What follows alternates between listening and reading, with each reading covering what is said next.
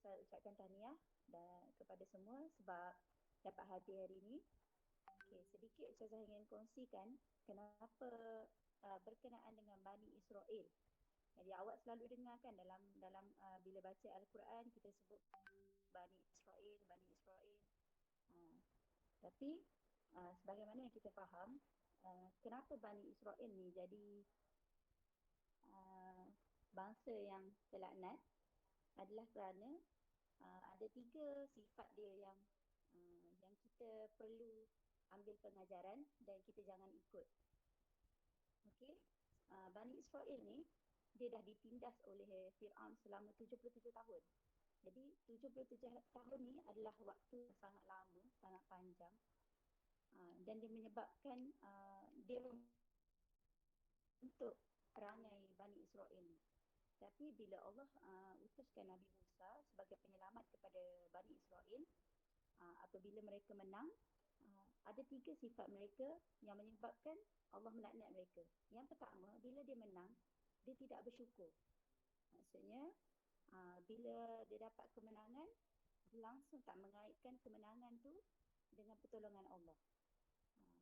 Itu yang pertama. Jadi kita kena jadi seorang yang bersyukur. Okay. Yang kedua, apabila sudah lama ditindas, Bani Israel ni sudah sebati dengan dendam. Mereka berdendam dengan Fir'aun kerana telah menindas mereka setelah sekian lama. Jadi disebabkan dendam yang meluap-meluap, perasaan negatif tersebut tak diurus dengan baik. Jadi kita jangan jadi seorang yang pendendam sebab nanti kita akan jadi seorang yang tak baik. Okey. Dan yang ketiga adalah apabila mereka telah bebas daripada penindasan, mereka merasakan mereka bebas untuk membuat apa saja. Jadi banyak kisah-kisah yang diceritakan dalam Al-Quran. Contohnya dalam surah Al-Baqarah, apabila mereka mengadu kepada Nabi Musa, lalu Allah menurunkan wahyu supaya mereka menyembelih seekor lembu betina. Tapi macam-macam alasan yang Bani Israel ni bagi, semata-mata sebab mereka tak nak ikut arahan daripada Allah. Jadi apabila mereka tak nak ikut arahan Allah, maka banyaklah bala yang diturunkan kepada mereka untuk menghukum sikap-sikap mereka tersebut. Jadi 3 sikap tadi ni kita tak boleh ikut. Yang pertama, kena jadi orang yang bersyukur. Jangan jadi macam Bani Israel. Apa-apa nikmat yang Allah bagi adalah semuanya daripada Allah, bukan daripada kita. Yang kedua, jangan jadi seorang yang pendendam, kerana sifat dendam tu adalah sifat yang negatif yang boleh merosakkan perangai kita. Okey.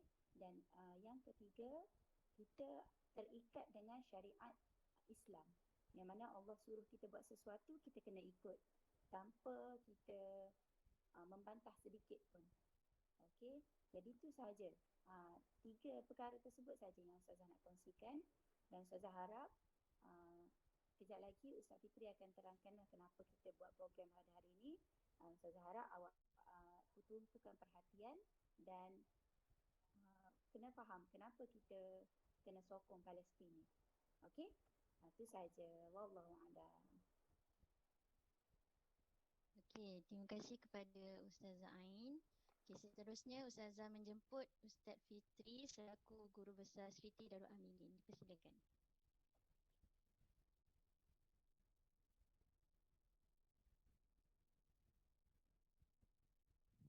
Ustaz tak dengar suara.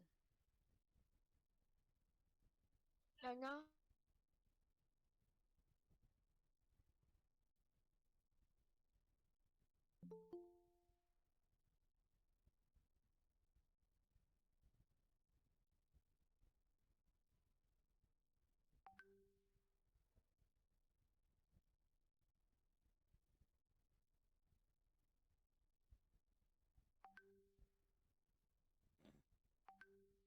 Testing. Ustaz Fitri.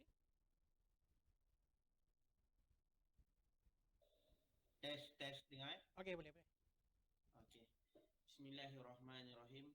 Alhamdulillahirabbil alamin wassalatu wassalamu ala asrafil anbiya'i wal mursalin wa ala alihi washabihi ajma'in. Qala Allah Ta'ala fil kitab ba'd. A'udzubillahi minasyaitonirrajim. Bismillahirrahmanirrahim. Infiru khifafan wa thiqalan wa jahidu bi amwalikum wa anfusakum fi sabilillah. Zalikum khairul lakum in kuntum ta'lamun. Alhamdulillah. Assalamualaikum warahmatullahi wabarakatuh.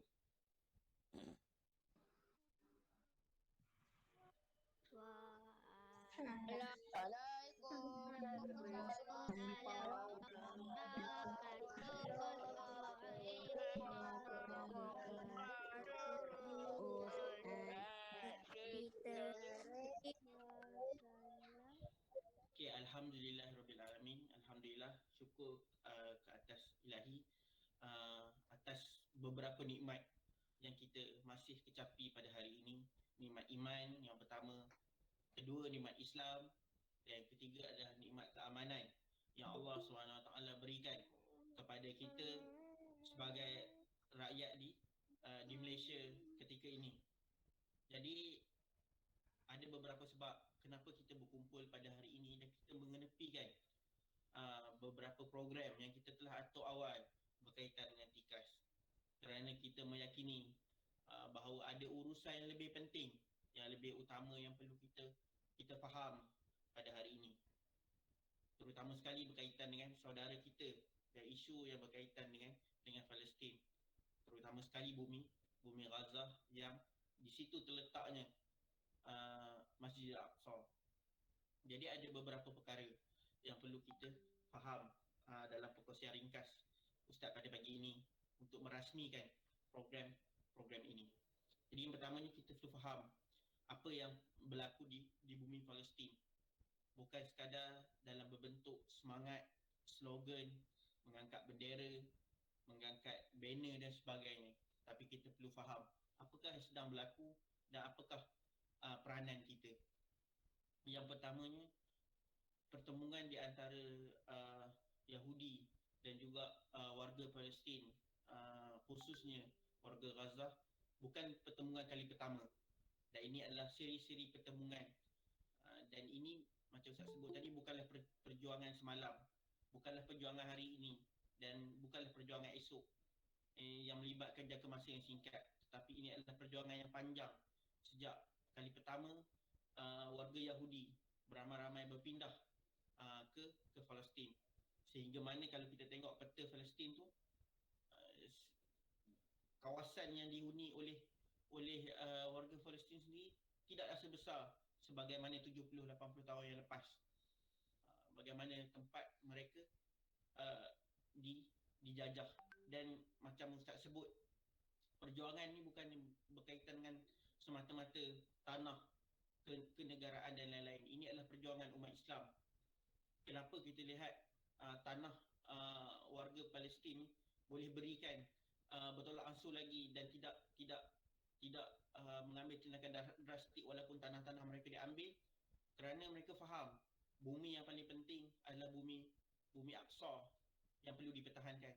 Bumi-bumi lain tu mungkin mereka sayang kerana itu melibatkan harta, melibatkan kenangan, melibatkan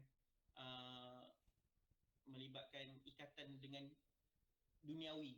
Tapi bumi Aqsa, bumi yang terdapat di Gaza adalah sebuah bumi yang perlu dipertahankan kerana ia adalah milik semua umat Islam. Semua umat Islam. Bertitik tolak daripada beberapa dua perkara yang menjadi titik tolak kenapa pertemuan baru-baru ini berlaku. Yang pertama adalah pengusiran oleh warga Yahudi, warga Israel ke atas penduduk di Sheikh Jarrah. Penduduk di satu tempat iaitu Sheikh Jarrah ini dihalau keluar seperti mana saudara-saudara mereka dihalau sebelum ini. Jadi macam Ustaz sebut, bumi Sheikh Jarrah itu mungkin ada nilai peribadi tertentu ataupun harta tertentu, tetapi Islam itu lebih besar, dan pembantaian di Sheikh Jarrah menyebabkan kebangkitan warga Palestin di tempat-tempat yang lain. Perkara kedua adalah berkaitan dengan 28 Ramadan. 28 Ramadan. beberapa hari sebelum 28 Ramadan, ketika mana umat Islam seperti kita sedih kemungkinan tak dapat masuk ke masjid dan lain-lain, penduduk-penduduk di Masjid Al-Aqsa dihalau dan dihalang daripada masuk kerana warga Yahudi ingin menjalankan aktiviti keagamaan mereka, agama Yahudi di situ. Jadi menyebabkan aktiviti keagamaan Islam kita ketika mana kita sedang memburu Lailatul Qadar, aktiviti keagamaan kita terganggu. Jadi menyebabkan warga Palestin bangkit. Jadi itu adalah dua tragedi yang berlaku sepanjang kebangkitan sesi kali ini. Jadi apa sebenarnya kaitan dengan kita? Kita perlu faham bahawa bumi Aqsa bukan semata-mata milik warga Palestin, bukan milik penduduk Gaza, bukan milik dunia Arab, tetapi milik semua umat Islam yang Allah dah turunkan kepada kita. Dan perlu kita faham, Masjidil Aqsa adalah kiblat pertama kita. Kita bukanlah menyembah Kaabah, kita bukanlah menyembah batu, tetapi kita menyembah mengikut arah yang telah disuruh oleh Allah Subhanahu Wa Taala, yang telah disyariatkan dan telah diajar melalui Nabi kita Muhammad sallallahu alaihi wasallam. Jadi kiblat kita yang pertama adalah Masjidil Aqsa, dan itu adalah antara bumi ataupun kota suci yang perlu kita pertahankan. Jadi kita perlu faham, warga Palestin bukan saja mempertahankan rumah mereka, tetapi mempertahankan rumah semua umat Islam. Jadi isunya apa yang perlu kita lakukan? Perkara besar yang perlu kita ambil peranan adalah dua perkara. Yang pertama, kita perlu memahami fiqh dalam bertindak dan juga berdepan dengan pihak musuh. Yang jelas musuh kita adalah Israel dan sekutu mereka, termasuklah Amerika Syarikat dan lain-lain. Jadi yang pertama adalah kita menyalurkan dana. Jadi objektif utama program pada hari ini, yang pertamanya adalah untuk kita menyalurkan dana yang kita akan berikan nombor akaun sekejap lagi. Kita menyalurkan dana untuk warga Palestin,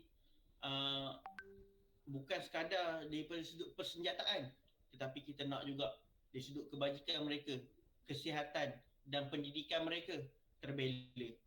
Jadi penting untuk semua kemudahan-kemudahan tersebut memerlukan duit yang sangat banyak. Perubatannya, pendidikannya, kebajikannya. Mereka nak membangunkan balik penempatan yang telah dibom. Penempatan yang telah dibom memerlukan dana yang sangat besar. Jadi berbeza dana yang kita salurkan ke Palestin dengan bumi-bumi yang lain. Bumi lain mungkin berperang, Syria, bumi Iraq dan lain-lain, bumi Yaman dan lain mungkin berperang. Tetapi sumbangan kita terhadap Palestin diiktiraf oleh seluruh dunia bahawa itu adalah dana yang tidak boleh dikaitkan dengan pengganas, tetapi itu adalah dana untuk saudara-saudara kita bangkit. Itu yang pertama. Yang kedua adalah pendidikan dan kesedaran. Program ini juga dibuat untuk kita membangkitkan kesedaran dan pendidikan kita terhadap bumi Palestin dan khususnya Masjid Al-Aqsa. Kita bukan sekadar responsif ataupun menjadi mengangkat slogan semata-mata, bersemangat tetapi tidak mempunyai ilmu ataupun pengetahuan yang secukupnya. Jadi penting untuk kita seru kepada semua anak-anak Seriti, termasuk guru-gurunya, ibu bapanya dan lain-lain, supaya mendapatkan ilmu yang secukupnya berkaitan Palestin dan juga ilmu-ilmu lain, supaya kita mampu menjadi umat Islam yang kompetitif, umat Islam yang terbaik, yang mampu membebaskan Al-Aqsa, bukan sekadar daripada bumi Aqsa sendiri, kita membebaskan bumi Aqsa daripada luar, mengikut fiqh dan juga mengikut kemampuan yang sesuai. Jadi itulah dua perkara yang perlu kita faham pada saat ini. Apa yang kita tulis, pastikan kita tulis demi kebaikan Islam, kerana itu akan memberikan kebaikan. Apa tindakan kita melangkah, pastikan kita melangkah kerana Islam, Kerana itu juga adalah salah satu usaha untuk membebaskan Masjidil Aqsa. Kita perlu faham apa yang kita buat sekarang. Kita belajar online, PDPR, kita menjadi Muslim yang baik, kita melaksanakan Islam di bumi kita sendiri, itu juga adalah sebahagian daripada usaha kita. Kerana bumi Aqsa tidak akan bebas semata-mata kerana masyarakat di sana sahaja. Ia memerlukan kerjasama umat Islam daripada seluruh dunia. Kerana dalam satu hadis Nabi ada sebut berkaitan dengan bagaimana situasi umat Islam di akhir zaman. Kita ni ramai ibarat buih-buih di tepi lautan. Apabila dipukul maka hilang. Jadi penting untuk kita menyusun semula kekuatan kita, kekuatan sosial, kekuatan pendidikan dan juga kekuatan ekonomi. Jadilah Muslim yang kaya, jadilah Muslim yang terbaik. Kerana bila kita menjadi Muslim yang kaya yang baik, kita akan membantu sahabat-sahabat kita. Jadilah Muslim yang bijak dan baik. Kerana kita bila menjadi Muslim yang bijak dan baik, kita akan membantu umat Islam di seluruh dunia. Jadi itu dia dua perkara yang Ustaz sampaikan pada pagi ini. Yang pertama mengenai saluran dana kita kepada Palestin. Yang kedua adalah berkaitan dengan pendidikan dan kesedaran yang perlu kita ada pada masa ini. Jadi itu je pada Ustaz. Dengan itu kita akan takbir 3 kali dan merasmikan program ini sebelum kita bergerak ke sesi yang seterusnya. Kita takbir sama-sama. 1, 2, 3. Takbir!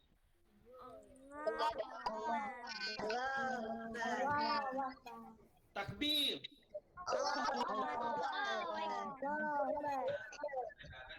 Takbir!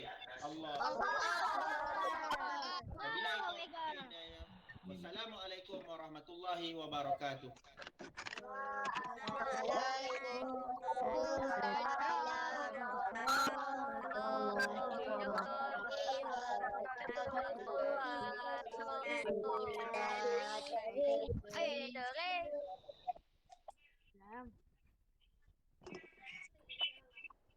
Okey, terima kasih kepada Ustaz Fitri di atas perkongsian yang kita boleh ambil iktibar daripada kisah yang Ustaz Fitri ceritakan. Okey, seterusnya tanpa kita melengahkan masa lagi, kita pergi ke aktiviti yang seterusnya. Okey, apa yang kita akan buat dan Ustazah dah minta awak untuk sediakan kertas A4 kosong, 1 helai, peralatan tulis dan color pencil. Dah ada Pastikan dah ada dekat depan awak. Okey. Ada. Okey, bagus. Okey, jadi apa yang kita nak buat hari ini ialah menggunakan kertas tu. Okey, aktiviti ni ialah awak kena melukis dan mewarna. Melukis apa? Melukis bendera Palestin. Nampak tak yang ada Ustaz share? Bendera Palestin, nampak ke? Nampak.